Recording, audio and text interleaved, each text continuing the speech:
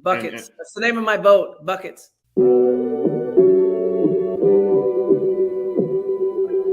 Buckets. What we get. Not the only transfer we got from Florida. Keith Stone, too. Remember that. Everybody who watches his show on a regular basis knows my love of the stretch four. You know, we all make mistakes. You might have made one going to Mercy Tallahassee. if y'all don't know. Dribble to the left, cross over to the right. Hurricane to the game, many buckets for the night. Matt with the pick and roll, Melissa with the give and go. This Shelly-oo, hoodie girl dunking in the hole. Check the scoreboard, this what we fall for. Beat the gameplay, they want an encore. Yeah, overtime for another round. It's buckets out the buckets, baby. You out of time. It's buckets. What it is, homie, it's buckets. Woo!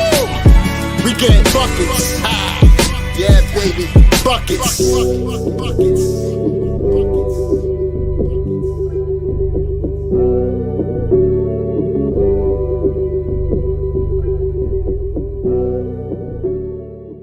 I have no shame. I know. That's the problem.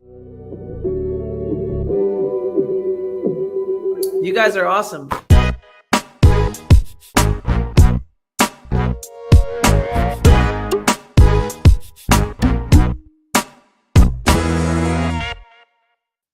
What is going on, guys? Welcome back to another episode of Buckets. He's Vish, she's Melissa. I am Matt. Guys, how we doing today? Melissa, how you doing tonight? It was a rough day or a rough evening. How are you? Good. Just got back from my sister's game. Vish, why are you laughing? What's up? I mean, CEO of getting buckets? Come on now. Yeah, just ask my guys. They will confirm. We might have to just start covering the Barons. We got the lead assistant coach on every week. Yeah. I got my wrong one. My men's league championship hoodie. So It was a rough couple of days of Canes hoops. The women lost tonight, 56-74 against Louisville. Rough, and the men lost. Was that yesterday? Yeah. The men lost after being up 19. So, I mean, the men accomplished it. It's very hard to do what they did. I think that's like the largest lead Boston College had ever It's the largest comeback in school history, and the game wasn't even close. Like the last 8 or 9 minutes, it was way over. The women did end the game on a 6-0 run, so positive upswing there. So we were going to talk about the women first, since it's fresh. yes. Me and Vish were texting throughout the game. And it's pretty much what concerned us even before the Vandy game, but especially after the Vandy game. We're getting out-muscled. Vish, your thoughts? Yeah, I mean, we saw it actually even before, we ran into more athletic teams because UNC also, I can talk about the officiating, but they also bullied us quite a bit. But even Quinnipiac had some bigger guards that were causing us problems. I mean, we know that, right? Like, there's a reason when we had, more wing options, we can talk about, there's been issues, injury and illness-wise with the team, which certainly hurt as well, and taking away some of our wing play and our size that we'd have out there. But, like, there was a reason that Katie wasn't playing both Cavenders together, even though they're both highly skilled. It's a small backcourt. I will say it's the right thing to do with this roster. We don't have like big options that should be starting in front of them. So I actually think it's one of the reasons we were able to largely successfully navigate the out of conference. But it is tough when you get against these ACC opponents that have big guards that are physical and you're undersized at both guard positions. And we haven't had Darian the last 2 games because of illness, and she's one of our bigger guards off the bench. And the guards that are coming in are also 5'6" and freshmen. So they were just hounding Haley. She didn't get a lot of the offense that she would have liked to. And I mean, you're gonna go to the stats. We had 19 turnovers this game. We only had 9 assists, and we only made 20 shots.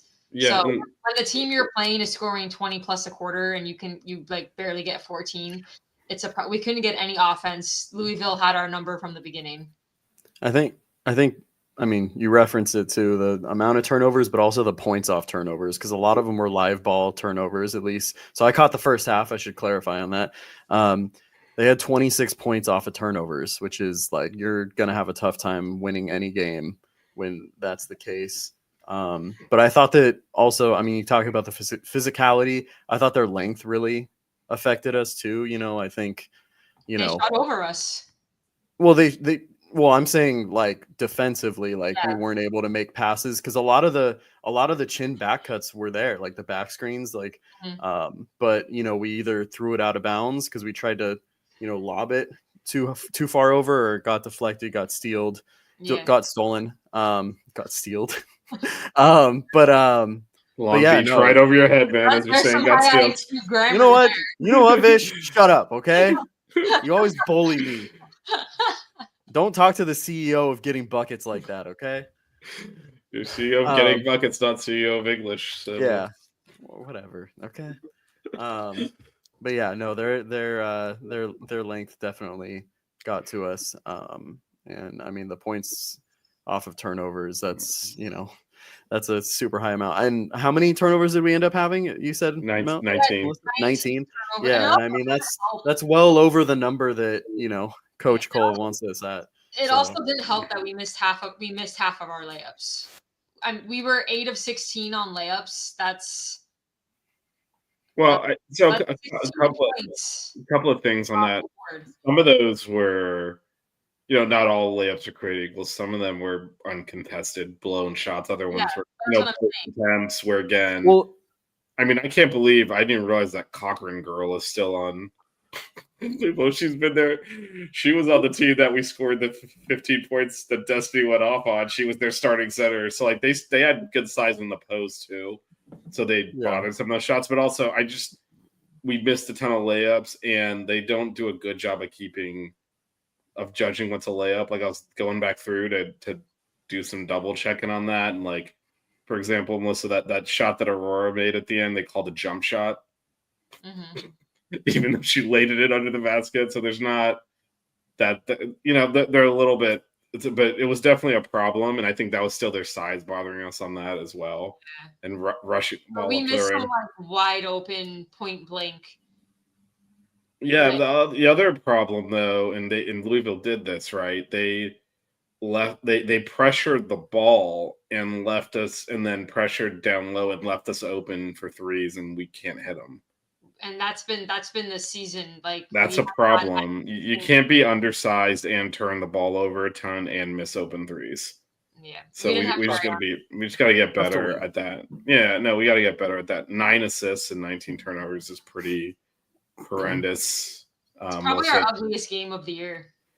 I mean, Vanderbilt was very similar, just overwhelmed physically, couldn't get anything going. A lot of, Haley getting mauled a little bit, but not outside the bounds of the game or legality. Just they got physical, and they did take fouls for it. Their best players got into foul trouble, but the game wasn't competitive. It didn't matter, so it wasn't like they weren't calling fouls on them. It was a physical. They got physical, and we got to match that. There was one thing me and Vish were kind of talking about in the second quarter, especially, and we saw it in the second half. Lamaya Hilton did get some minutes, but I'm just wondering why we aren't going to her earlier with her length.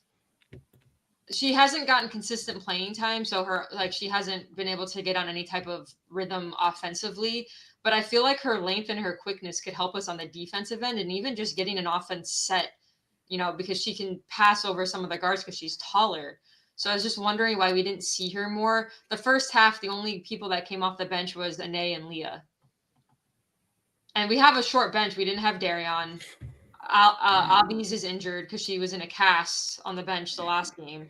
So I'm curious as to why we aren't seeing more of her. I mean, just her length and her quickness, especially on defense, I feel like it could help, but I don't know. Yeah, I mean, she only came in when the game was over. It was kind of like, all right, go on. And same thing with the Aurora came in later, but yeah, same thing there. I don't know. She's definitely giving our 2 freshman guards a lot of playing time,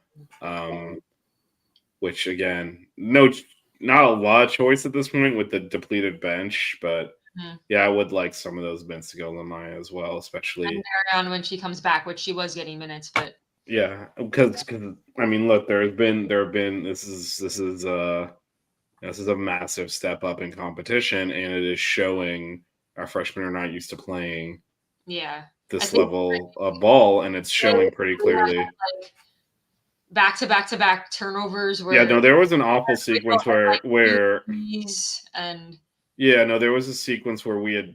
I mean, look, it was the game was teetering, and we cut it down to 13, and it was like the slowest 8-0 run ever because like they hadn't scored for several minutes, either had we. And then put it in Dane. She fouled a 3-point shooter and made the three immediately on a very sloppy closeout. So they got a 4-point play, subbed her out for that. She took her off the court. She did that, put Leah, and Leah turned it over consecutive possessions, which led to layups. And it was like that. They had scored 8 points, just take it. We weren't going to win, but those are things that in a more competitive game can lose you the game. I mean, in this case, it was lost already, but.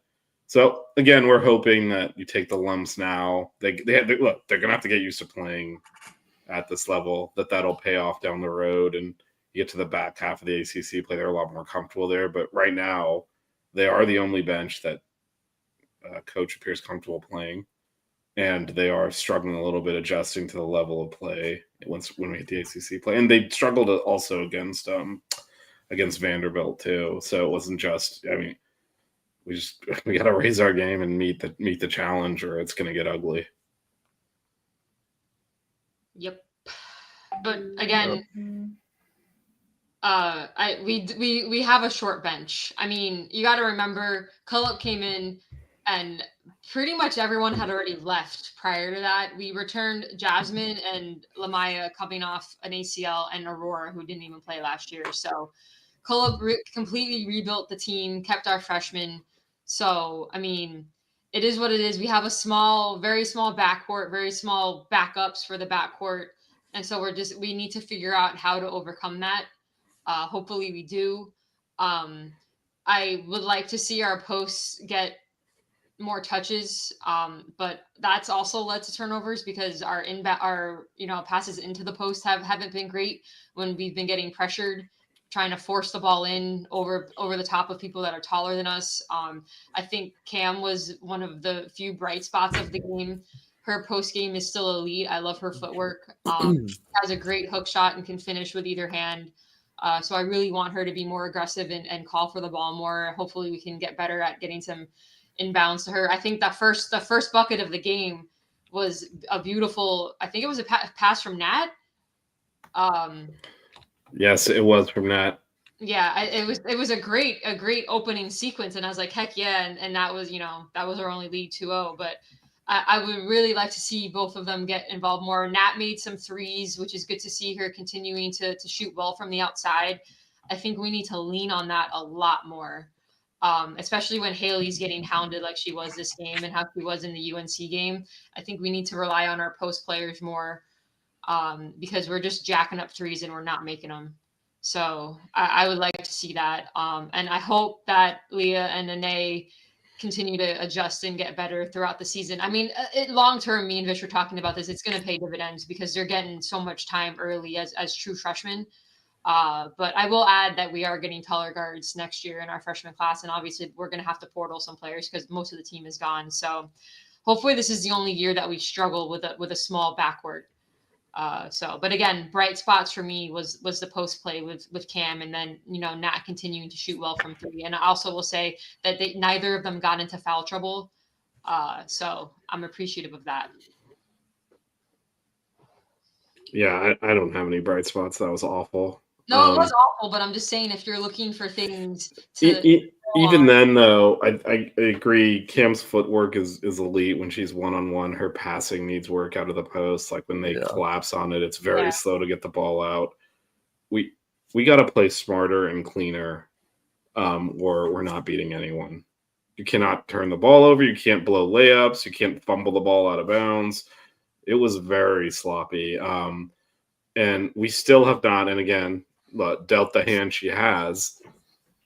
we've still not figured out a way to really make Nat and Cam play effectively together. It's like kind of an either or thing, and it's a problem. Yeah, it's good that Nat knocked down some threes. She didn't make a 2-pointer. She's a tall player. She's one of the tallest players on the court. But she's floating out there. Side shots. She's floating out. That's even worse, right? She's floating out there because Cam is sitting in the post.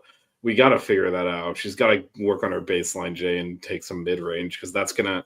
We're not. She made some shots today, but we're not a good 3-point shooting team, which means we gotta step in and hit some mid range too, and take advantage of some of the traffic. And we're not doing any of that. We're just like it wasn't really jacking up threes. They're coming out of the flow of the offense. We just can't make them. We're not a good 3-point shooting team. 4, and 7, so 3 of them. Haley made 1. So then you got to step in a little bit and shoot from closer, or off the pass, attack the rim. But we're so sloppy with the way we're moving the ball and in and out of the post that by the time the ball comes back out, if you don't shoot it immediately, you're basically going to be covered. So yeah, we got a lot of work to do. Got a lot of stuff to clean up. The last 2 games have been very rough. Matt. Yeah, no, I think you guys said most of it. Definitely, I mean, I think there's, how do you want to say it? Like, it's an adjustment period due to the change in competition. But I think things like cleaning up the turnovers, we didn't allow too many offensive rebounds, right? I think they had, was it 6 or so? Yeah, let me look. They had 6 total. We had 8. Yeah. We actually out rebounded them. Yeah. Not that matters because we out rebounded them because they shot almost 50% from the field. So there wasn't. Well, they also, I mean, they had more shot attempts though too, right? Yeah. Oh, significantly more. Yeah. We had 52. They had 61. Yeah. No, I would say that the most telling thing was shot 50% in the third quarter and lost it by 9 points because we turned it over so much that they shot, I believe, I'm doing this, I can go pull the whole stat broadcast up, but we shot 8 times in that quarter. Well, and I don't know how the second half was. I know you guys talked about it a little bit, but just from the first half, it was a lot of live ball turnovers. It wasn't dead ball turnovers. Your defense up. It was they got out in transition, hit over shots. It was bad passes that led to steals, that led to transition buckets. Yeah, I mean, 26 points off of turnovers is that's a ton. No, in the third quarter in particular, we turned over 8 times in that one quarter and had 1 assist. Yeah, they scored 20 first 3, and we only took 8 shots in that quarter. Made 4 of them, and basically the game was over because we couldn't even get shots up. So that's just and that's coming out of the half where you're hope we'll just settle in here. And it just didn't. We just never. This is again the third time that we've kind of never really gotten our footing in the game. We started really slow and didn't really recover. We've had a few games against non-conference lesser opponents where we started slow, and I've said on here that that's going to come back to haunt us in ACC play because we're going to be player better opponents. But we never really got it going at all. We had a little run, I think, was in the second quarter where we got it down to 13. And then we had those turnovers and whatnot, and the foul on the 3-pointer, and that was it. It was 20 plus for the entire second half, or the entire fourth quarter. Sorry. So.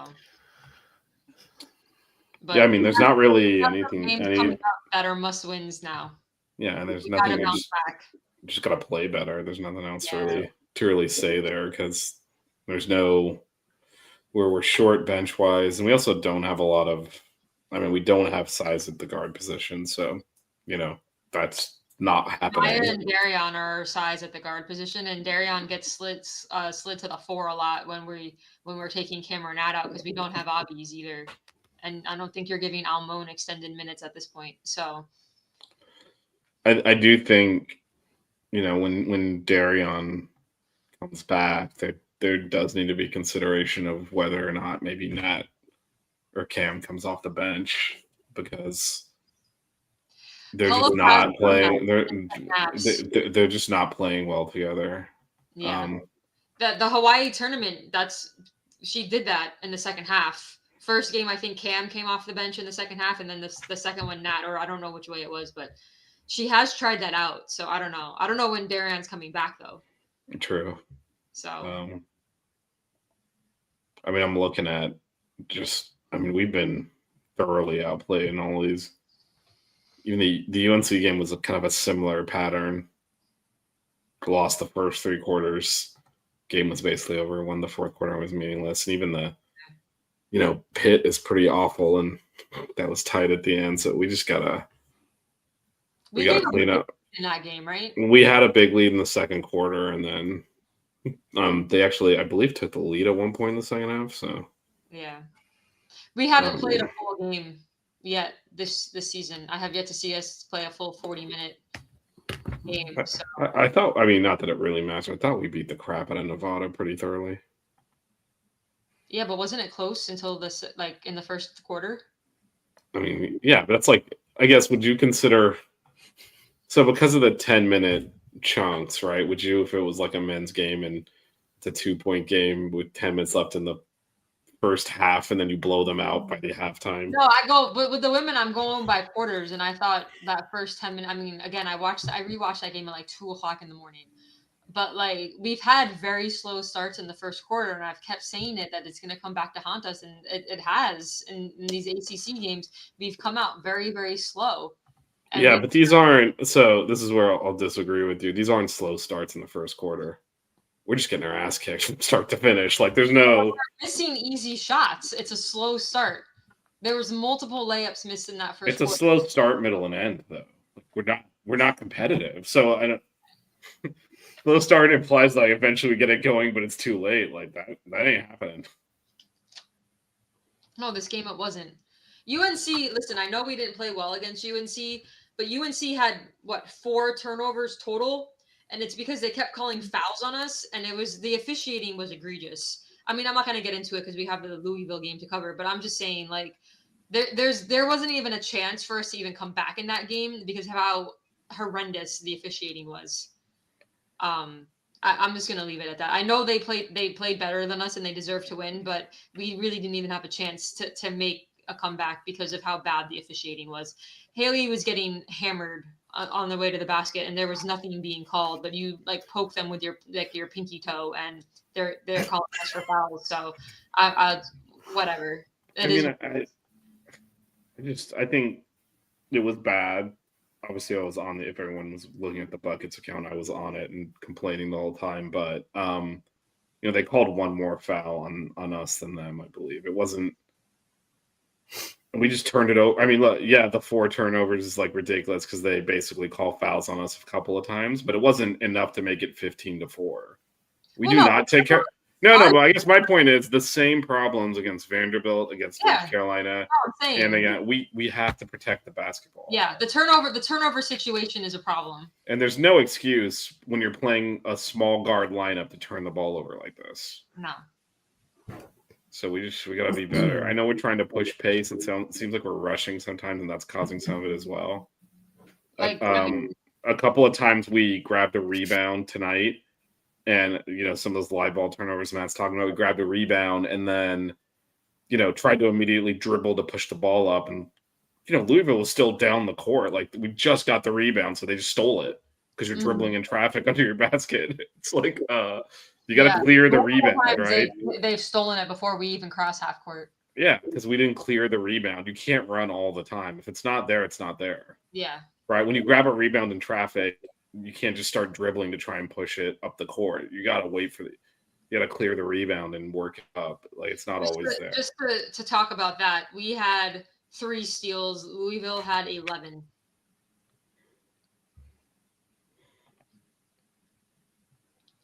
Yeah. Everyone who played significant minutes, I'm not counting Lamaya or Almon, had at least 2 turnovers on our team tonight. At least 2. Yeah, Jasmine had 5, Haley had 2, Hannah had 3, Marshall had 2, Williams had 2, Anae had 2, Leah had 3. So that's a lot of turnovers. It is. I'm just looking at some of these other. let's see, Vanderbilt, we had 21 turnovers. Yep. Seeing a theme here. It's almost like Again, if you have more turnovers, you lose. It's crazy. Well, when you have that many more. You can't have 19 turnovers and shoot under 40% from the field and even have a chance to make it close. Yeah, it's a problem, and I don't know what exactly. I mean, we're starting an all seniors lineup. So And right now with Darion out, our top 2 off the bench are true freshmen. Right, but they're not the ones doing all the work. Yeah, They're contributing, but they're not the reason we're turning it over 20 times a game. 21, 19, 15 against the 3 best teams. Shooting is not there. I would like to see us take less 3-point shots.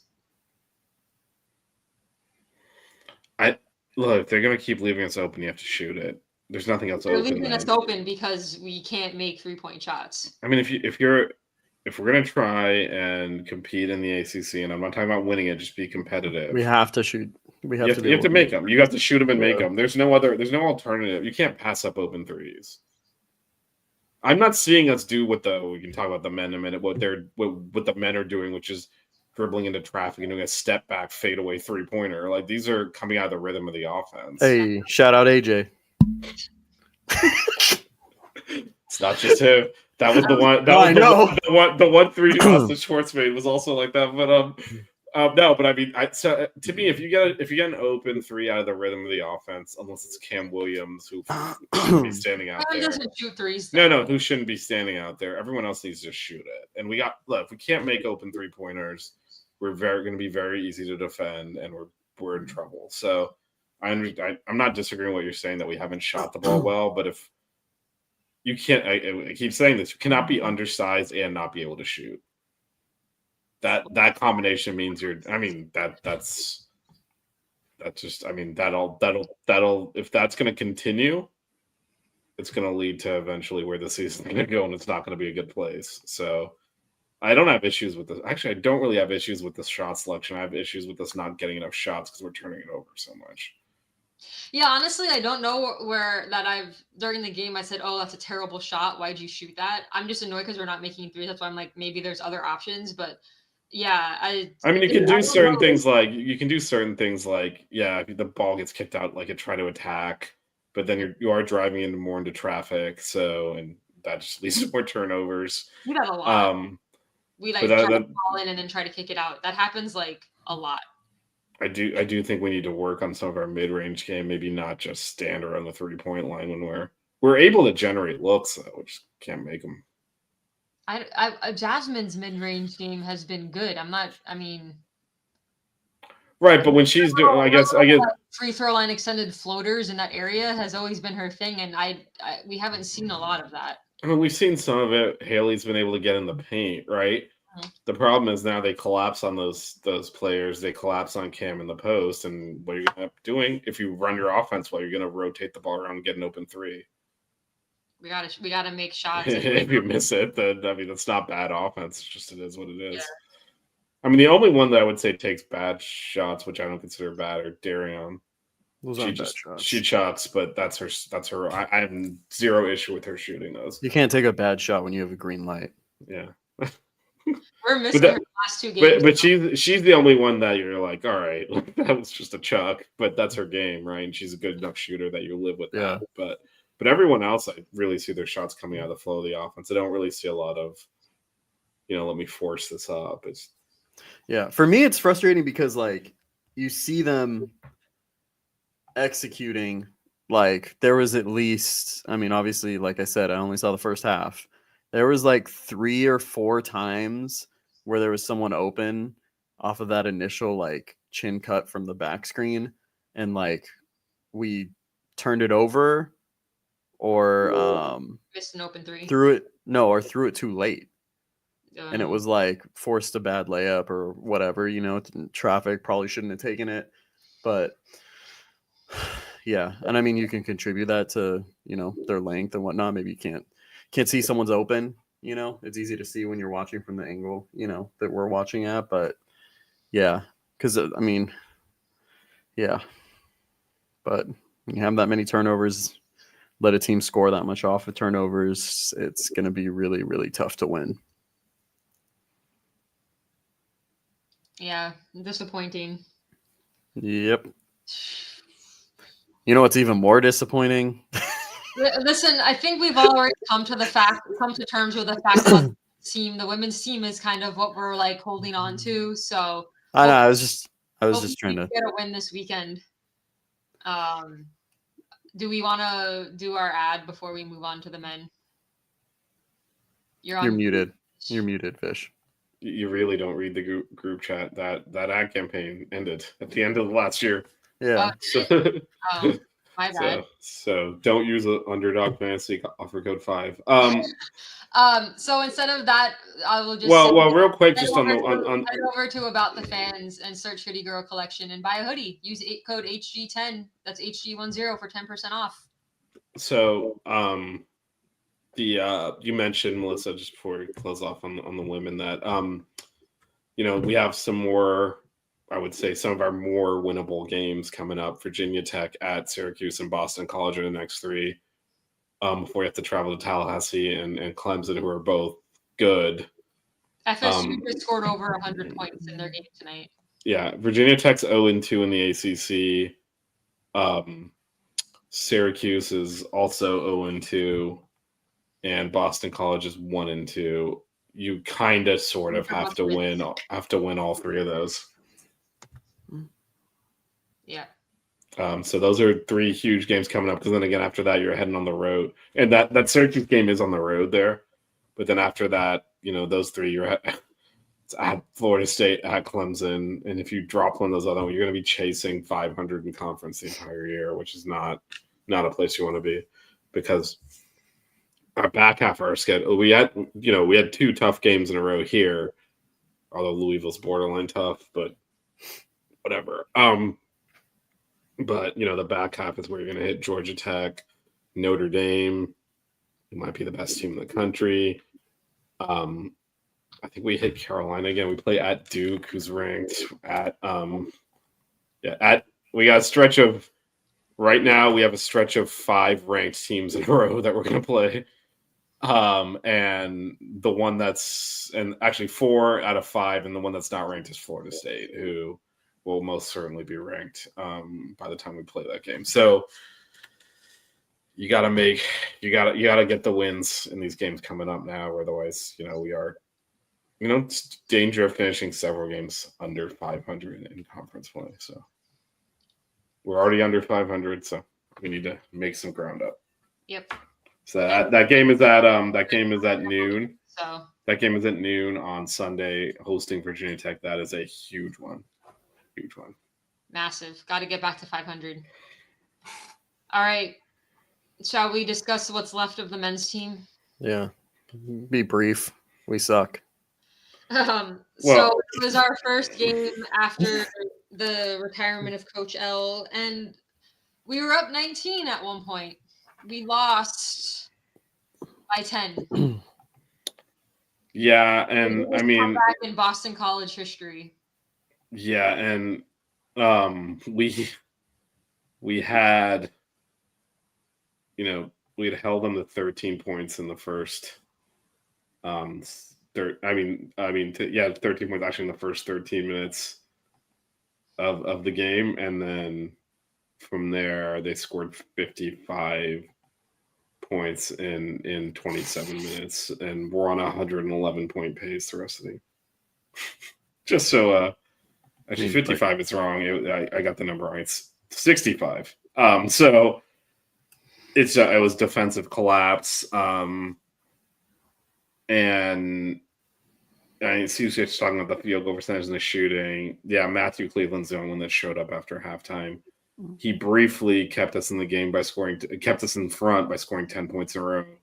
Was benched for his troubles there. By the time he came back in, the game was over. Really good, good subs. I mean, it's an interim coach, but really just confounding substitution patterns there. I have no issues playing the young guys, obviously the season's lost anyway, but why Austin Schwartz essentially played the entire second half when he was playing terrible, turning it over, missing shots, falling asleep on defense. I mean, I don't understand that. It doesn't. I get getting young guys work, but then like Jaleel Bethea got fouled on a drive early in the second half, missed both free throws, and got benched the rest of the game. And meanwhile, we're seeing Played 8 minutes, right? 8 minutes. Yeah. Played 8 minutes. Yeah, no, he got benched the entire rest of the game for missing 2 free throws, and then we saw Austin Schwartz have a pretty terrible extended stretch there and didn't come out of the game. Once again, we saw Divine get totally lost on defense and kind of be on the wrong side of the court from his man multiple times and was in the game. In fact, CCH, you keep saying what happened at halftime. It didn't happen at halftime. It happened way before that. It happened at the 7-minute mark of the second of the first half. Lynn Kidd was dominating. He got into foul trouble. And we went extended minutes with Divine and Schwartz, who neither of who can defend at all. And that's when Boston College's offense really started going. And obviously we had no rim protection because Kidd wasn't in. So they have a big that is effective down there, and they ran through him.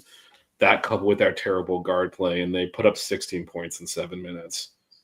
And then that just continued through the second half into the rest of the game. But no, we can't defend. Our guards can't defend. They don't look interested in defending.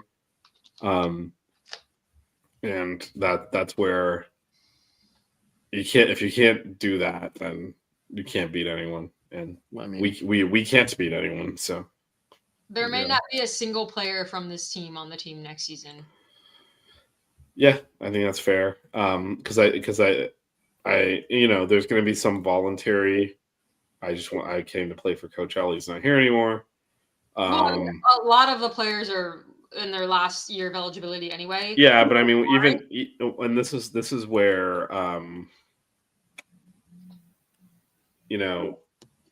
yes and no, right? Because there is no play to win. We can't win. We suck. I mean, let's be like. There's no. I will say this: like there's no quick fix. Like, there's no long-term fix either. This team blows ass. Yeah. Like, I mean, and there's no. I just to be clear, like the women, there's injuries and there's illnesses and stuff, and they have put together stretches where, like, all right, if we can get that more consistent. Well, there's adjustments that can be made. And again, once we get the whole team back, we get healthy. They played really good stretches of basketball where you're like, all right, we can get the women can kind of clean this up a little bit, stop turning the ball or reduce the number of turnovers. You know? And there's a much higher ceiling.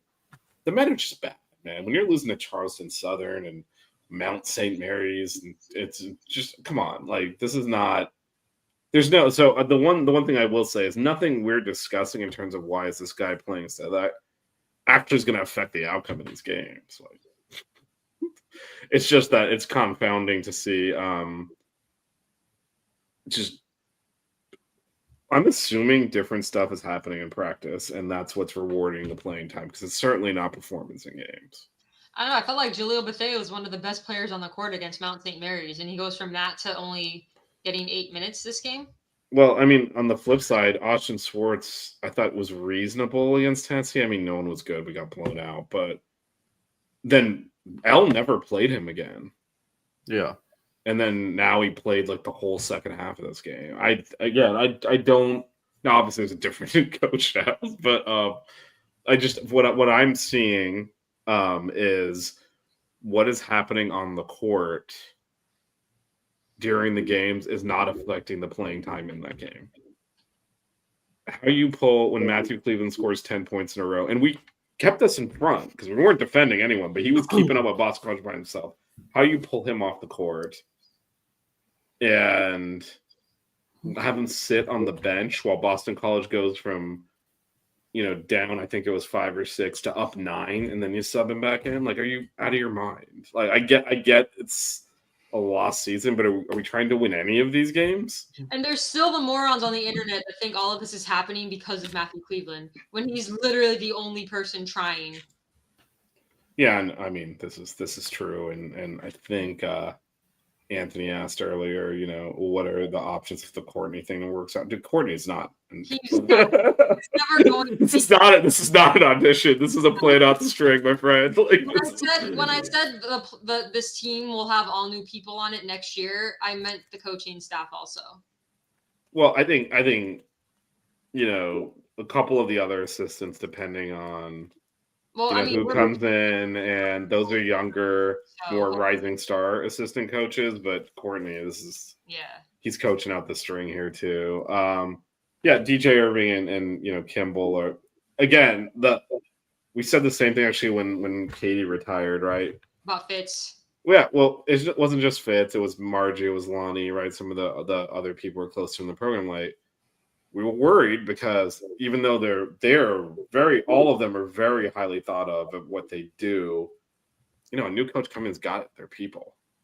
Yeah. They want to bring them with them. Now, for women, we just expanded the size of the coaching staff. Like, we have a much larger coaching staff than we used to. Yeah. For the men, we'll see. Like DJ Irving and Kimball are well thought of, and like they'll land on their feet anyway, even if they're not here. But that doesn't mean they'll necessarily be here. It's just, again, if the new coach comes like, I got my assistants, I work with these people, I want to work with them, that's who I know, then that means everyone's subject to going. But yeah, I know Bill Courtney, this is not an invitation for the gig. But that was apparent. But certainly, like I said, and CCH called out, you know, Brandon Johnson was a dumpster fire and kept playing. Jalen Blackman was as well. I mean, the box score does not lie in terms of how poorly they played. God, Joe Bay was 4 of 6. Joe Bay played well. Brandon Johnson was 0 of 7. And then 0 of 5. Yeah, and by the way, that closing stretch, we're still in the game. Like at that point, you know we're gonna lose because like we're not coming back from down like 6 with 4 minutes left. We suck. But both of those guys were on the floor. So was Austin Schwartz. Look at their field goal percentages. What are we doing? Like, seriously, how are those guys on the court? The problem continues about the rotations. We've talked about it all season. We don't understand the rotations and why certain players are playing and certain ones aren't. And certain well, especially okay. So it makes no. And you said it about Matthew Cleveland. He's been. I mean, everyone's been inconsistent, but he's been our most consistent player the whole year, and it just makes no. There was a game where he sat the whole second half. Makes no sense. Hi, Nate. Yeah, and then you know towards the end of that game too, obviously Blackman couldn't make anything, and that's really his game. Is he's supposed to provide scoring? And I'm sitting there and I'm thinking, all right, why whatever we can take? Let's take Jalil's the whole thing about how they refused to play him off the table. How the bleep is AJ Staten McCray not instead of Jalen Blackman? For that last like 5 or 6 minutes. If neither, first of all, AJ Staten McCray was better offensively in that game too, but he's a much better defender. Like, what are we even doing? Like, it's perpetual, just like, yeah. No one has any idea about it. No, I mean it's and you know the results bear that out, and I honestly think that's one of the reasons Coach O just quit. He just I don't want to deal with this anymore, and I don't have. For me, it's a lack of adjustment to the roster. It's like they're trying to get these guys to play a certain way and try instead of like adjusting to how they play. I feel like there hasn't been an adjustment like at all. It's just let's try these guys. Let's try this lineup. Let's try this lineup. Yeah, I mean. And you know, I posted the box, and I know this is a stat that we're all kind of a little skeptical of, but the plus minus was very indicative in this game because of the coaching decisions. Because we actually did have a period where we were dominating this game, and the coach decided to go away from those lineups and keep guys out on the floor that were playing awful as the lead disintegrated and turned. Went, I mean, 29-point swing in a 27 minutes of game time is just wild. And they allowed it to happen. And I'll pull up the the stat broadcast has the plus minus, and it was exactly the guys as we're watching. Oh, I have it. What are you looking for? No, just the plus minus. I'm gonna share them on the screen though. The plus Okay. minus from All the from that game, because it was actually this is maybe Coach L's his The Canes Cassie says it's a fireable offense. What are we who's gonna getting do? What, 20 silly too, and now we're just down to who else? Coach Yeah. Who else are Get we me in firing there. here? Let me give me the shot. Yeah, I mean, who else are we firing off this team? Okay, hold on. Let me see if does this one have plus minus? It does. All I right. woke up and I texted Vish that morning. I'm like, "How are we doing?" And he's like, "We're kicking BC's ass." And I'm like, "All right, fight." And so I was getting ready for work, and I flip it on before I leave, and we're down 8. And I'm like, "What the fuck?" Like, It was the classic like here's the Canes team we know, because the first 5 minutes was just pure like randomness. It'll never happen again. Yeah, no, I mean that is what it was. Hold on. All right, here. So this is, let me share this. This was pretty much, and the I'll say the biggest testament to Coach L is, we had people watching, and it was one of those rare times where we all aligned and we're like, why is this guy on the court? Why is this guy not on the court? So, yeah, I mean, our two best players on the day were clearly Matthew Cleveland and Lynn Kidd, and that's reflected in the plus minus. He rode State McCray. He rode, Brandon Johnson, Devine, and Austin Swartz right into the ditch. They were not playing well. They were not defending at all. And those numbers are reflective of him sitting on his hands while the lead disintegrated and turned into a blowout loss. Honestly, I'd rather have Jobé out there than Devine. Just saying it. Point forward. At least Jobé shows more effort. Devine is just purely lost on defense all the time. Well, Devine, I don't think it's an effort thing. I think when as everyone's astounded that. Well, no. I mean, he just literally does the wrong thing. Like, he doesn't know. Well, that's part of it. It's not energy based at all. Like, he's trying his best, but it's again, he's so everyone, is every broadcaster, I should say, that for the games where I was like, I can't believe they were going to redshirt this guy. And I'm watching, I'm like, I know exactly why we were going to redshirt this guy. He needs seasoning. And also he's got to play, if like him playing 25 minutes, he's not a 25-minute player right now. He's an energy ball that is out of control and or deferring all the time because he doesn't know what he's doing. And you can't have 25 minutes of that. When he was coming in and giving you, 5 to 10 minutes of energy and pressing the ball and maybe committing some fouls and all that, that's fine. Like, he almost fouled out of this game. Has many turnovers as assists. Like, 25 minutes is just way too many for where he is from a maturation standpoint. And so that's where the words are showing up more than anything else. Again, I have no idea how Austin Swartz, who again I may be misremembering, I thought played reasonably well against Tennessee, got benched immediately. We never saw him again until Courtney's the coach, and then he just played most of the second half of this game while not playing well at all and just stayed on the court. Then that's why the plus minus is so is so bad. But I get what Nate is saying about how we're trying to. Yeah, but Bethea is not getting minutes. He gets treated differently than everyone else on the team, which is absolutely crazy.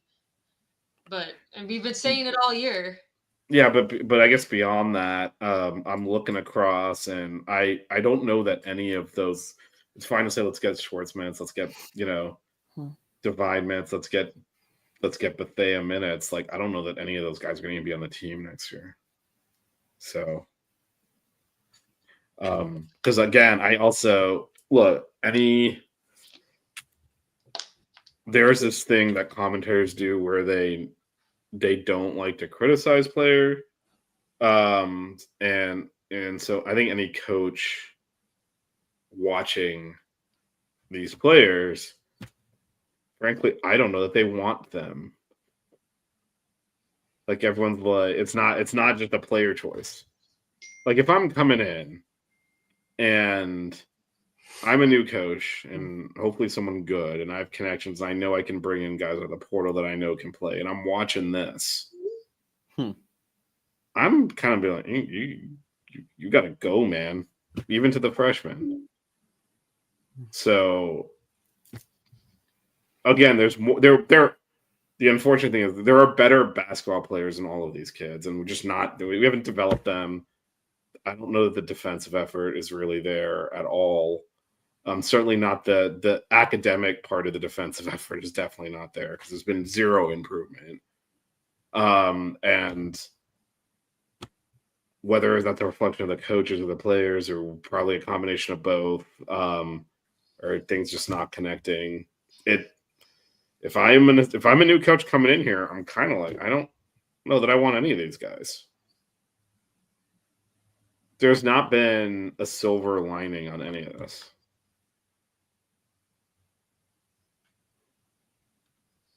See, but this is where I think Divine might be another one that gets, a new coach pushes out, because what you're talking about is someone who has been aggrandized by our fan base for doing layups against Coppin State, and you're going to tell him he's going to redshirt, and he's going to hit the portal immediately.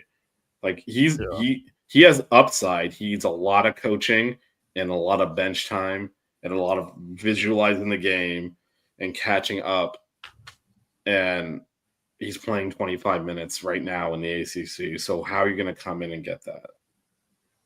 I mean, yeah, Bethea's not going to be. Bethea is frankly, if I were him, I'd be like, yeah, I'm in the portal right now.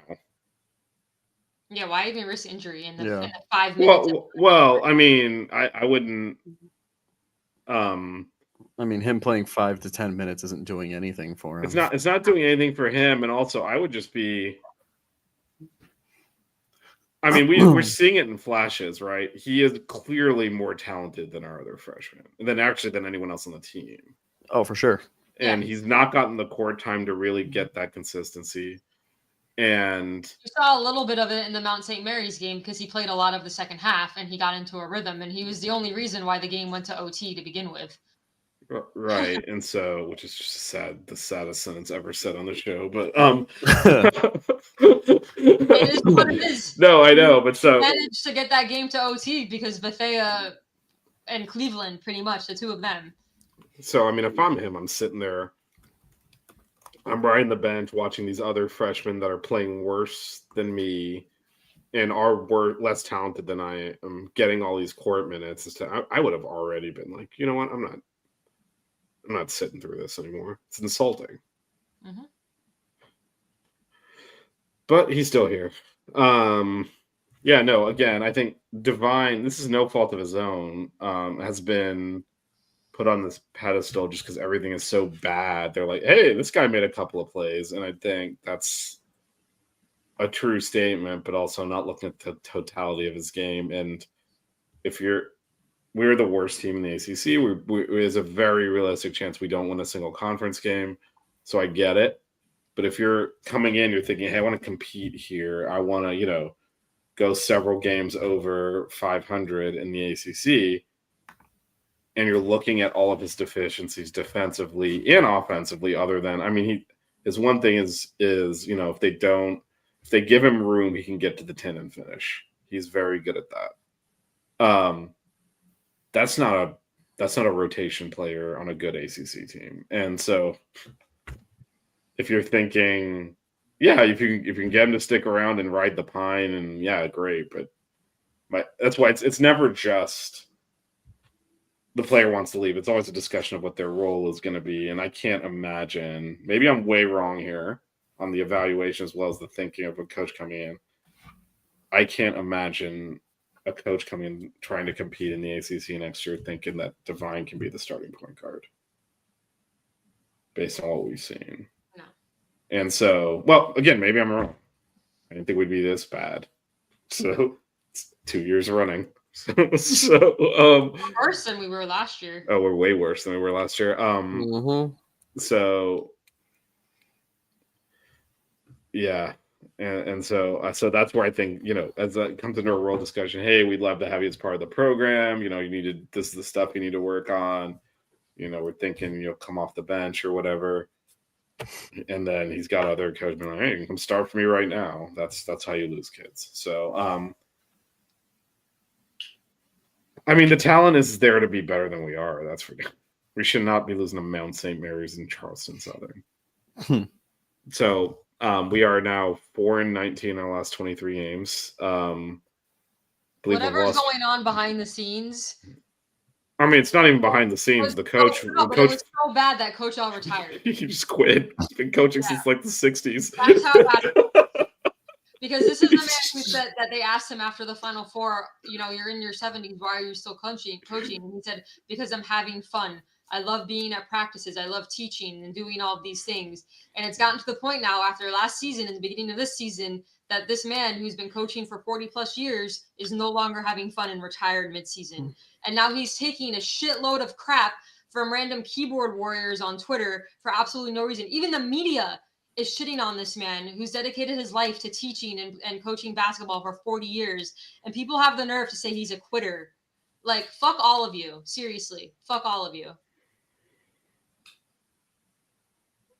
I wasn't on the show when he stepped down, so that actually hadn't happened yet. Yeah, that actually happened in between. I actually was on Locked On Canes, and that hadn't happened yet. And I texted Donald like, "Hey, I wish we had done the show a day later because people are complete morons.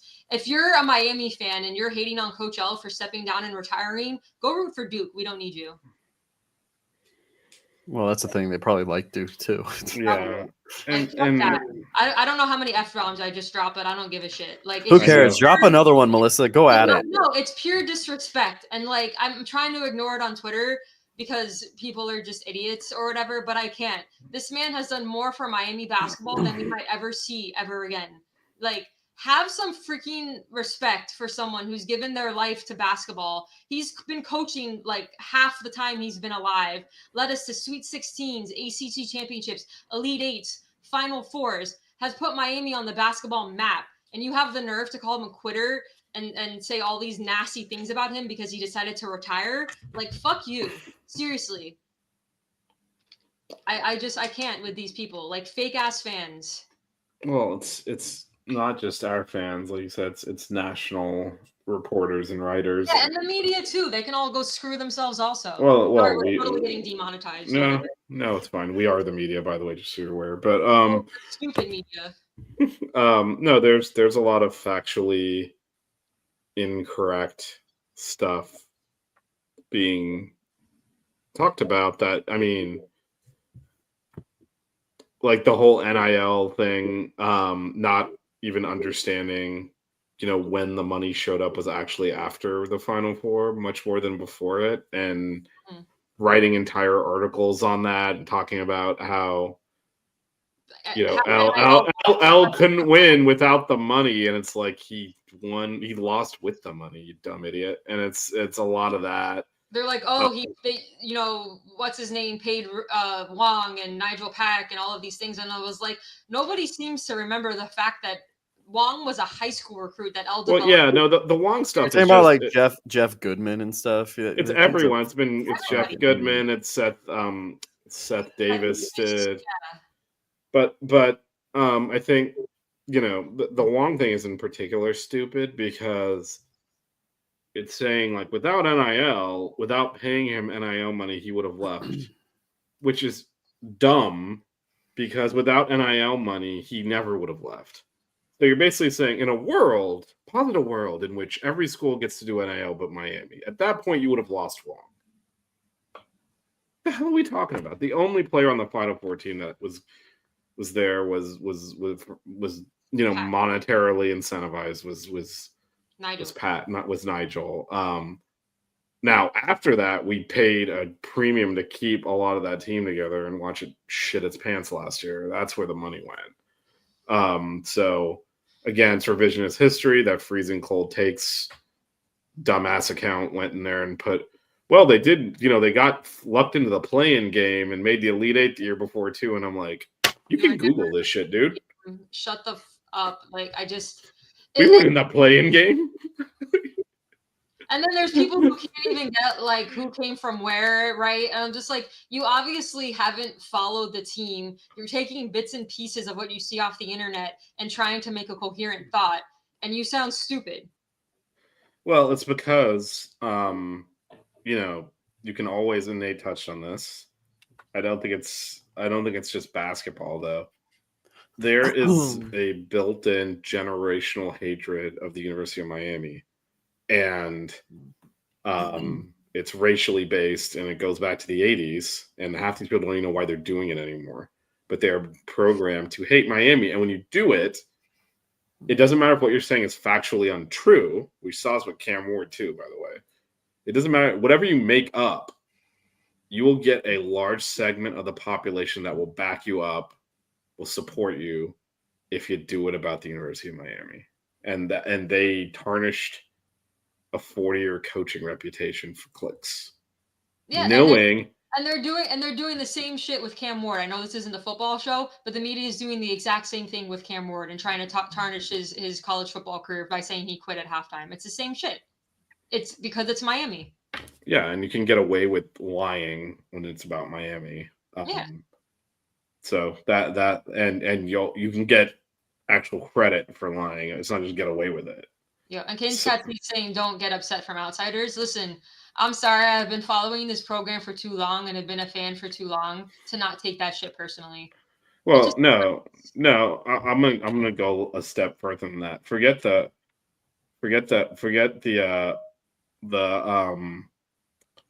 program specifically. This university is important to me.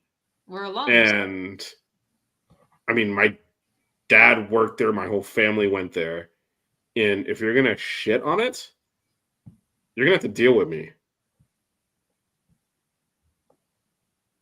It has nothing to do with outsiders and whatever, because they think they're playing games. Come down to Dade County and do that. How many people that follow the program have a poster from 2012, 2013 hanging on their wall? I'll wait. How many people still have this poster? I bet I could count it on one hand.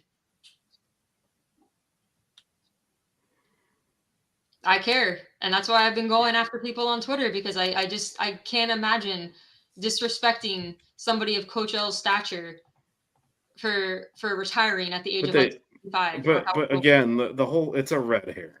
Right? They don't give a crap if he's coaching or not. It's an opportunity to get people to shit on the university, which is what they do.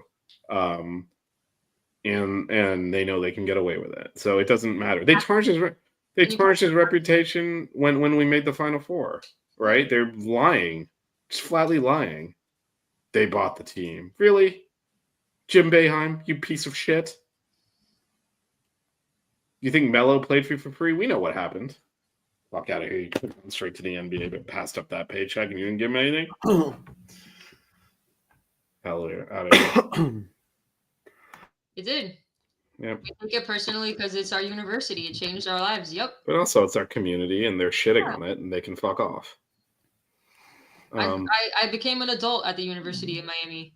I mean, adult is boring. I was a very naive 18-year-old entering that university. Yeah, exactly. I mean, yeah, no, it's always the... Don't mention that fucking name on this show. F-bombs, let's go. Wait, hold on. Where is it? Jesus Christ. Oh, God, are we getting the fuck sign back? The fuck sign's back! Fuck Jim Boeheim. No, but I mean, all that shit. No, he didn't care about time. Like, that's what I'm saying. This isn't new. They don't care. We bought it. Yeah, he played zone. Only pussies play zone. No, but I mean, that whole, during the Final Four run, what should have been, a positive story turned into, everyone talking about how we bought the team. And again, because they don't care. It's the University of Miami is not allowed to compete. Because when we do, it's always something wrong with it. When other teams do it, Nick Saban has car dealerships adjacent to the University of Alabama campus. I'm just gonna say it right now. If you're watching this and you come into our live comments with any type of disrespect for L, you will get banned immediately. I And actually we'll find you. so I will Vish has say that power, but you will I get. will say I will say I will say it's you can criticize because we certainly will as well, but I think the slander That's what I mean. Like we've criticized the rotations and game plans and things like that. But if you go after L personally and shit like that, I'm not. CCH is still the only one who had the boot out of the chat. I did that out love, my friend. So yeah, no, but I mean, I would say, if you want a fair criticism, I think coming out of the Final Four, he has really mismanaged the roster. There is money, as CC was talking about, as Seth Davis idiotically didn't understand. There's a lot more money here than there was before. He didn't know how to use it. And that's actually what he was saying. God forbid you actually listen to the words coming out of the man's mouth. He's saying, I don't know how to do this. Yeah. Maybe someone else can do it better. That was what he was talking about. NIL. He wasn't saying this is permanently broken, or was even saying like he hadn't benefit from it. He's saying, I don't know how. I have a $3 million budget and I don't know how to manage it. I don't know how to use it. I don't know how to coach players making that kind of money. I don't know what to do. And I don't have the energy to figure it out. And that is why he wasn't saying like, oh, I wanted the money 2 years ago. In fact, he even talked about how, that was kind of the beginning of it. But yeah, no, I think it was certainly criticism due to, and we talked about this in the last show, right? How he managed the roster, given the funds he had, how he went for one and done guys this year, and then is complaining he didn't have time to develop. I'm like, dude, you got a bunch of fifth years. It's like, what were you going to develop, right? So he went outside of what he usually likes to do as a coach. Right, but let's even back up. Let's even back up to last year, right? So he's justifiably saying, went to the Final Four. We have a lot of players that could come back, and they all have their hand out, right? 8 of them entered the portal. Some of them ended up coming back because we paid them a lot of money. And at the time, and we all thought, hey, we're going to be good again. But when you think about it, how is the Final Four team without Zay and Jordan Miller? It's not that. Why we paid all of that money to keep that together? We probably need to just close the cycle off at that point. Like if they're all with their hand out, it's probably, again, it's 2020 hindsight. But you remove Zay and you remove Jordan Miller from a team, and then you spend all of your money to keep the rest of the team together of the starters. As Nate said, we lost a lot of the backups and stuff, but the starters together, that's not a very good team. We almost lost that first game to Drake. Failed to hold on to the right guys. Zay and Miller went to the NBA. No, but I think this is no, but I think I'm assuming Nate can chat for himself, even though he's on a huge delay. Like there was an alternate reality where we take that money and we don't dump it into the guys that end up transferring out this year, right? Well, and instead, Norchad. Well, if they're all at their handout, then like, all right, because especially with Norchad, right? He's a very unique player. How do we build a team around him without Jordan Miller standing next to him? Right. And so when you start looking at that, with Matthew Cleveland out of position, right? Where you could have kept some of our glue guys like Harlan Beverly and stuff that are better locker room guys and paid them not nearly as much as you're paying the guys we kept. And then also gone to the portal and gotten there was a different way to construct the team into a more coachable version, which is what he said he wanted. So I think there's fair criticism in that sense in terms of how he navigated that. But I mean, retiring now versus 2 months from now, he doesn't care. The players don't care. The team doesn't care. It's over, man.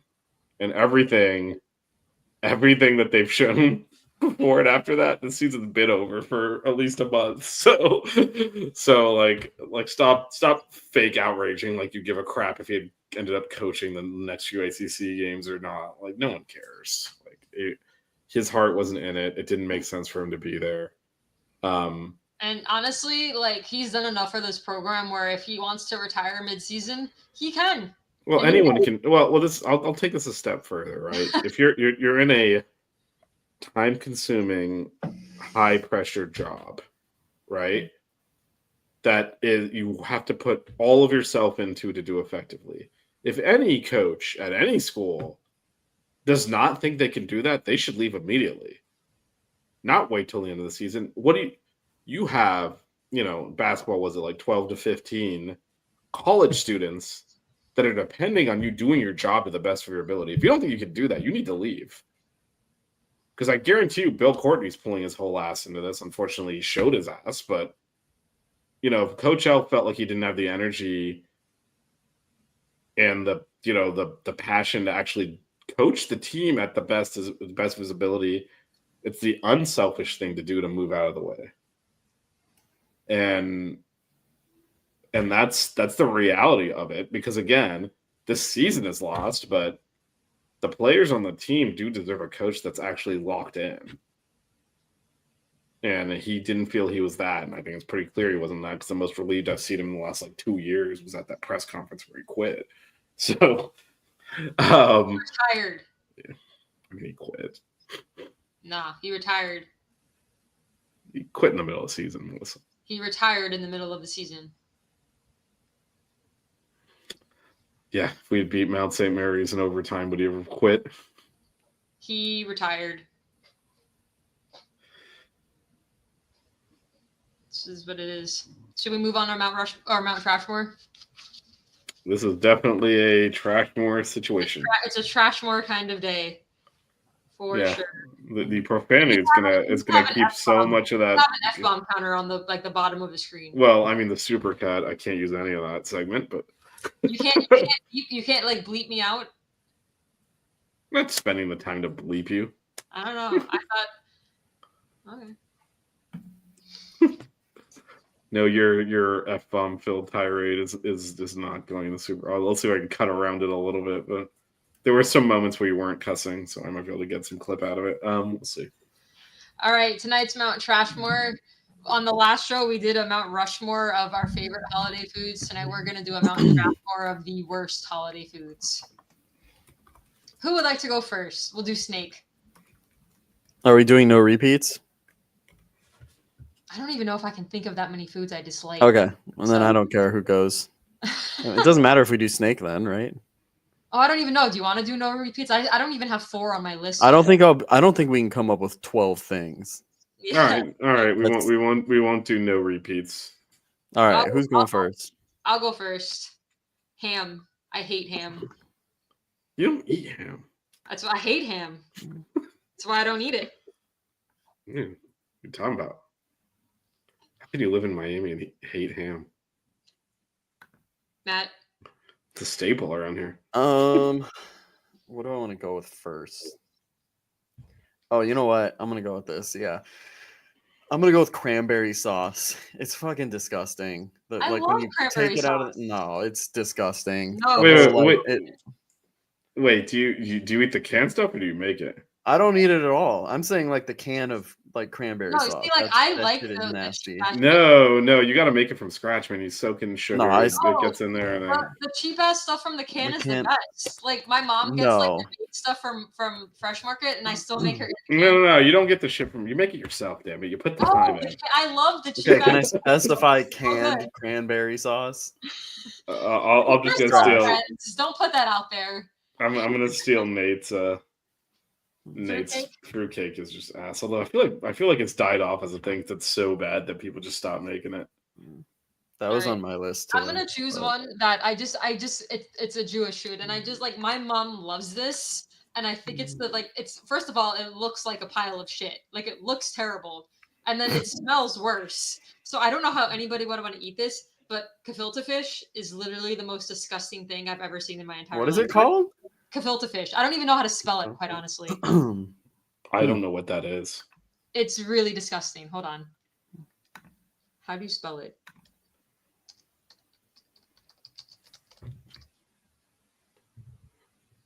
Here it is. Gefilte. Gefilte. A dish made from a poached mixture of ground deboned fish such as carp, whitefish, or pike or pike. I don't even know. Pike. Pike. Mm-hmm. It's really gross. My mom loves it. I think it's disgusting. Don't ever try it if you've never had it because it's disgusting. Interesting. Is it my turn? It is your turn. All right. My second one. I don't know if this is the actual name, but I was looking up stuff. At some of the family parties, they have this like Jello, like salad shit thing. I don't even know what it is. It's That got like shit the is chunks, the chunks in it. Yeah, The yeah. Jello No, mold, right? that's It's Jello yeah. mold. Oh, Jello. Yeah, Isn't that what it's called? I I think so. Jello with chunks in it is not the way to go. If you're gonna No, eat Yeah. Jello, no, eat it's something. Jello. Hold on, something like. I just wrote Jello salad and in parentheses I put mold. Oh yeah, Jello salad. Like it's layered Jello. Like there's fruit like floating Yeah. in the Jello. Yeah. Yeah. That Yeah. shit. I think Jello mold is the actual contraption you make it in. Yeah, Hmm. that's my second one. Fish. What's your second? I mean, I'll eat almost anything. This is the problem.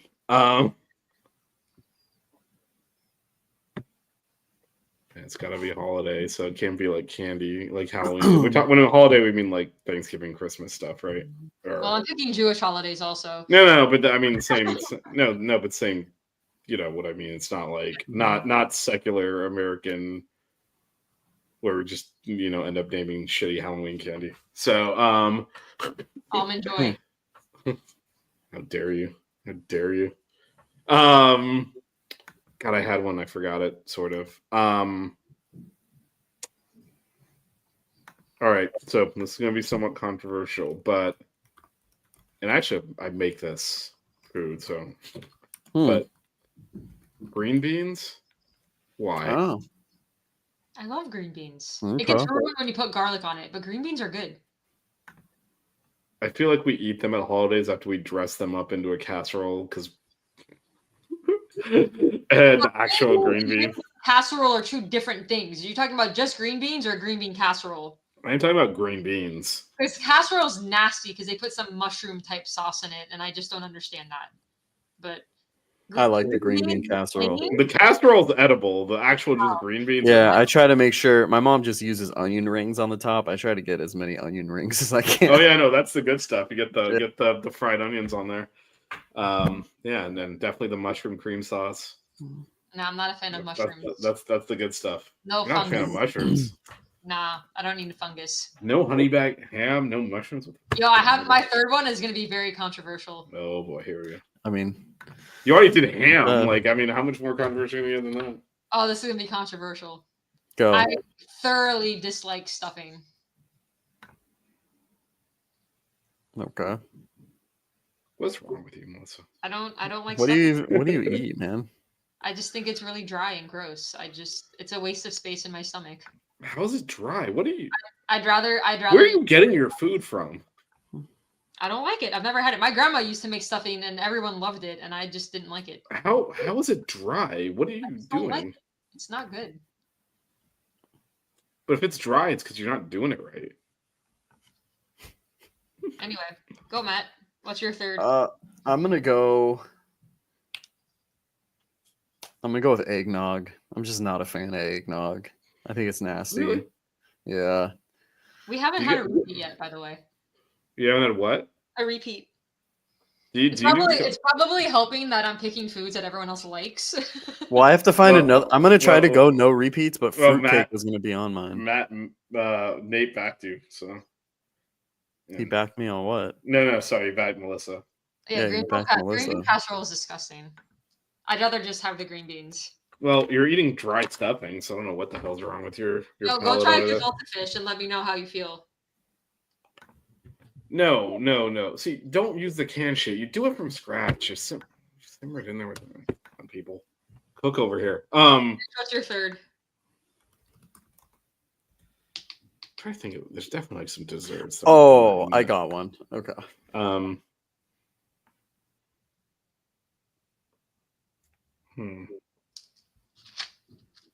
Try to think what I walked past. Let's say that, except I cook all the food, so I don't. Oh, Crap. eggnog is on Rich's favorites.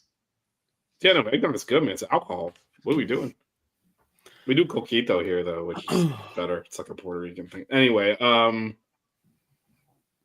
here we go.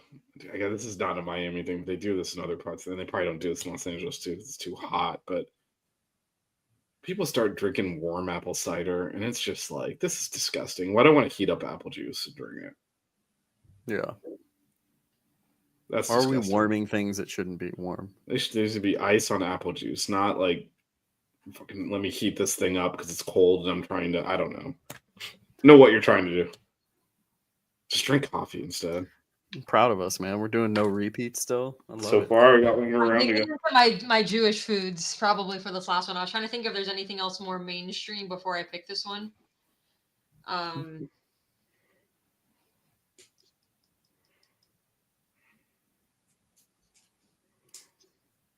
Probably just gonna go with my last Jewish one. But a big thing at Passover is horseradish. And I love horseradish. I hate it so much. I don't like it at all. Oh my god, dude. I went to this this like sandwich. They have like the French dip like sandwiches. It's near like Dodger Stadium. It's like everyone knows about it. Pretty historical. And they had this like sauce, and I was like, oh, I wonder what this is. And I just like dumped it. It was just straight horseradish, and I was like, holy shit! Like, jeez. Clear out your slices. Yeah, no, it was. I started I'm crying. not a fan. So my 4 are ham, gefilte fish, stuffing, and horseradish. All right, I got one that I can make it so there's no repeats. So this was on my Rushmore of favorites, and it's also gonna be on my Trashmore.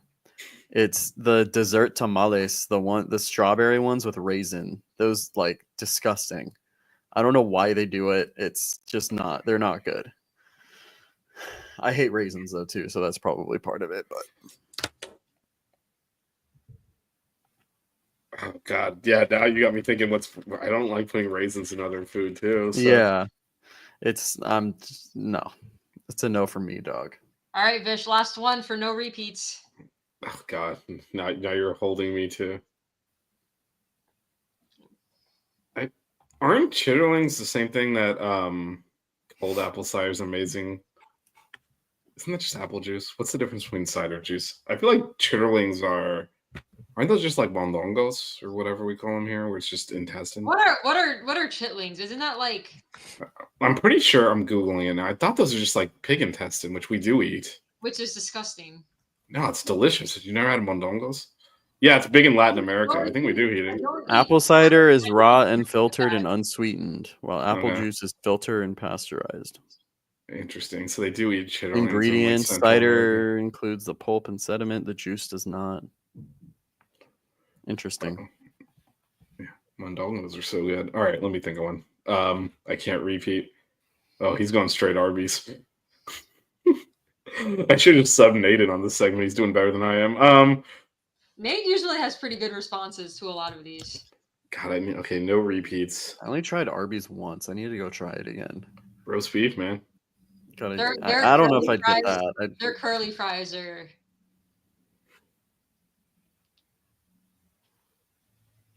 See, and that's the thing. Like, am I really gonna go to a place where like everyone talks about their fries instead of like what they're actually like known for? The roast beef is a good sandwich. I think I haven't had one. It in looks 30 years. so unappetizing. I haven't had one like 30 years, but I recall you put the horsey sauce on there. You got yourself a little party going there. All right, what do we eat at holidays that I don't eat? Thinking about the New Year's Eve party, I pretty much ate everything there. It's bad when you cook all the food because, like, I'm trying to remember what crap I wouldn't eat before. I just cook stuff I knew I would eat. So, oh,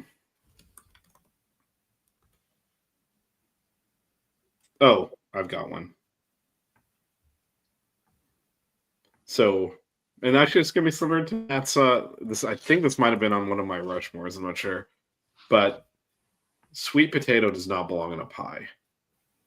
I love sweet potato pie. What is wrong with you, Melissa? It's Dude, so good with what? the marshmallows on top.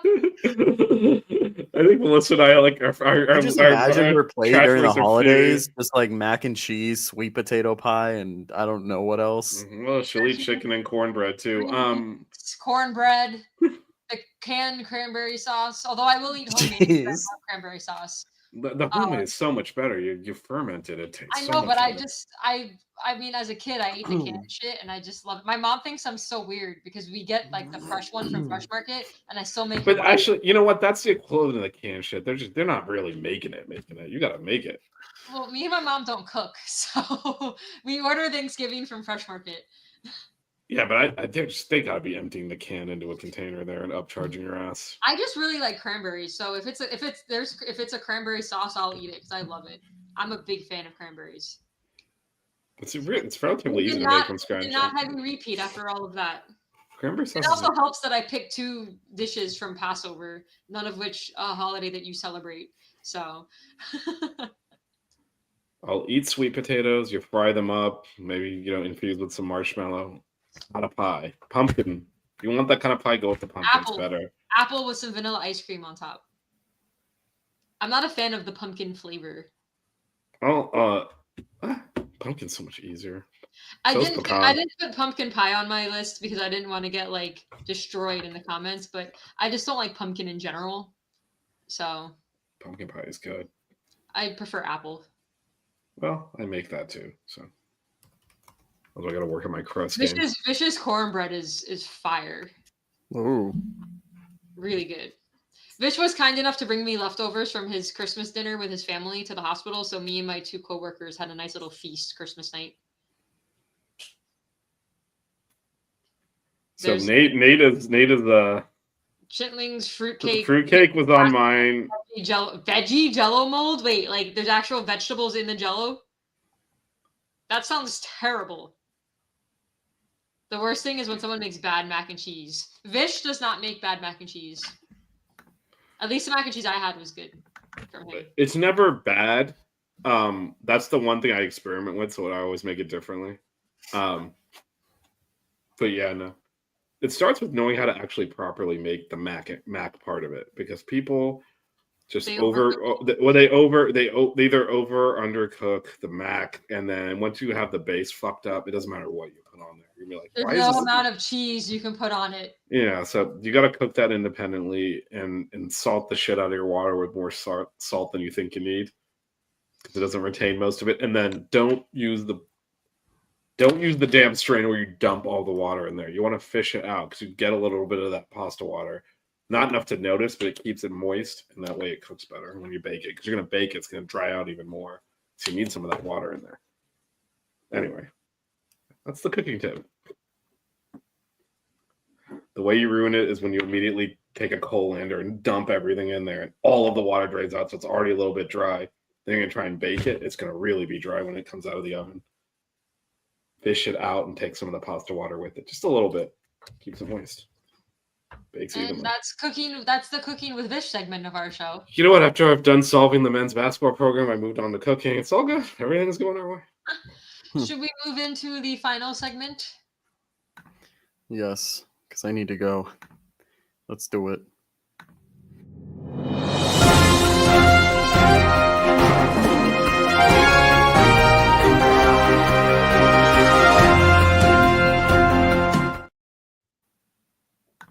For today's edition of Final Thoughts, we have trivia. Yay! Oh God, we haven't done that enough.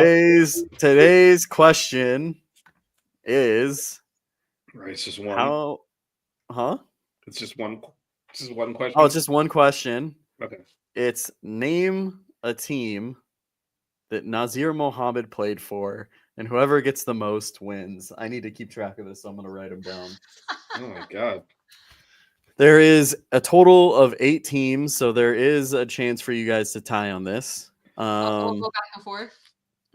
Yeah, and we will start with Melissa going first. Detroit. That is correct. Detroit. God, I'm forgetting. That's now. one. I'm not going to say Kentucky because that's cheating. Don't say anything, Nate. Don't ruin it. Go ahead, Vish. Who's been paying attention during NBA grid? Yeah. Okay, this might be wrong. I really feel like he played for Sacramento. For who? Sacramento? Is that wrong? Vish, you are incorrect. He did not play There for you go. Sacramento. You win, Melissa. Wait. No, No. we're gonna go. We're going back and forth. Oh, I dog. thought it was single elimination. I'm No, No, done. not single. Okay. San Antonio. He did play That for San Antonio. I remember that. is correct. Melissa has 2. Melissa, you just need to get more than 4, and then you win. Go ahead, Vish. Well, this will be over quick. So there's 8 total. Mm-hmm. 1, 2, 3, 4, 5, 6, 7, 8. Yep. Did he play for Memphis? No, that is not correct. Okay, I mixed it up with another. Anyway. Melissa, I feel like Melissa knows this. There's one team that like I remember him playing for that you guys still like I associate him with that you guys haven't said yet. Atlanta. That is correct. Melissa's cooking right now. I'm playing defense like the Canes basketball team here. I'm just kidding. Oh, Just didn't show up. Didn't get blown out. Did he play for the Wizards? He did not play for the Wizards. Why am I like seeing him in that jersey? Oh, God, Lord.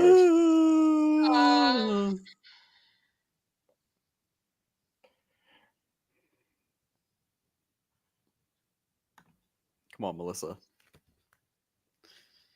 I feel like I have to keep my streak going. Come on, Melissa. You can do it. Nazir Muhammad. Portland. I wish it was true, but it is not true, Melissa. I wanted the streak to stay alive. This is like Matt's like an ACC official near UNC. He's just blatantly cheering for Facts. Go ahead, Vish.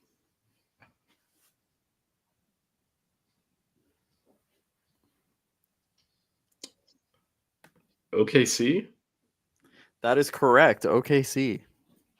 Melissa, you're up. It's gonna be a very long. This is extended final thoughts. Go ahead, Melissa. Matt doesn't tell us his final thoughts beforehand, obviously, but like. Yeah. Oh, we would have. This one we had to spring. Who was it? Houston. That is incorrect. Vish.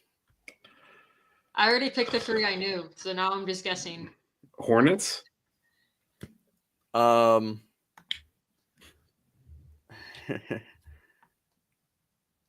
believe. I'll give it to you. I was gonna say New Orleans. Okay, not New Orleans, but okay. I mean that kind of. Well, there you go, Melissa. I wanted to give it to you because I think it's. I don't know if. So wait, is it right or not? He played for the Hornets franchise, but I guess in Charlotte. Well, yeah, I'm gonna give it to Vish.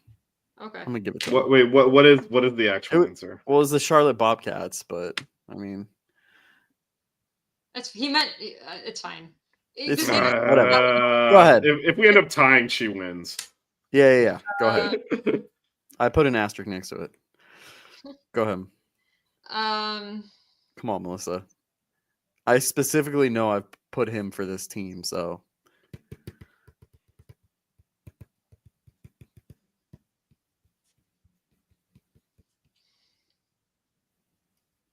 Come on, Melissa. Chicago? Yes. There you go. That's what I was looking for. Okay. Melissa just more. 4-2. Yeah. 4-2. Minnesota? No.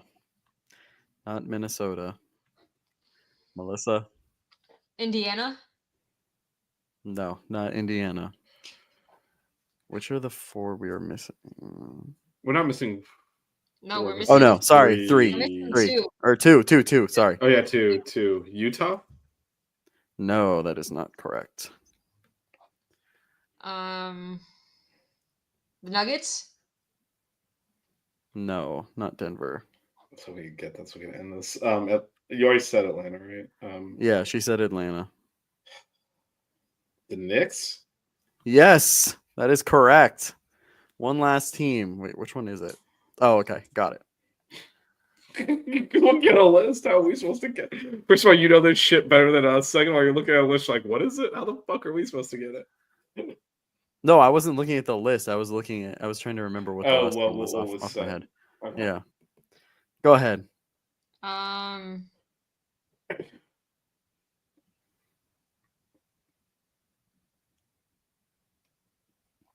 Philly. Yes, that is correct. Good job, Melissa. So it's 5-3. 5-3. Melissa won. I actually won one of those for a change. What was the other one I got? The Yay. Clippers. It's something about what Oh, player. who's played for the Clippers and the Lakers or something? I forget mean, what it was. Yeah. It was, stuff. it was a very fake co-centric question, which I refuse to acknowledge. So the women play. Well, the men play actually both teams play Virginia Tech this weekend. The men are at Virginia Tech at 2:00 Saturday. The women host Virginia Tech at noon on Sunday. Okay. all Hi, right. Doom. You're coming in at the end of the show, but welcome. All right. So he is not updated from the last one. he is not. I gotta go get food with Monica. We'll probably. I guess we're not doing what we had planned to do after this, but that's fine. So yeah, We'll figure that out. Follow buckets_canes. We'll let you know when our next show is. Cue the socks outro. Don't cry. We get buckets. Keep it chill. Yeah, baby. Wear good socks. Buckets.